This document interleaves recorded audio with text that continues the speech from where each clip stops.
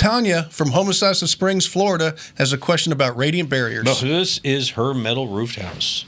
Isn't that beautiful? Actually, it's very nice. Yeah, nicely done, too, Tanya. Tanya writes, under the roof is peel and stick on the plywood.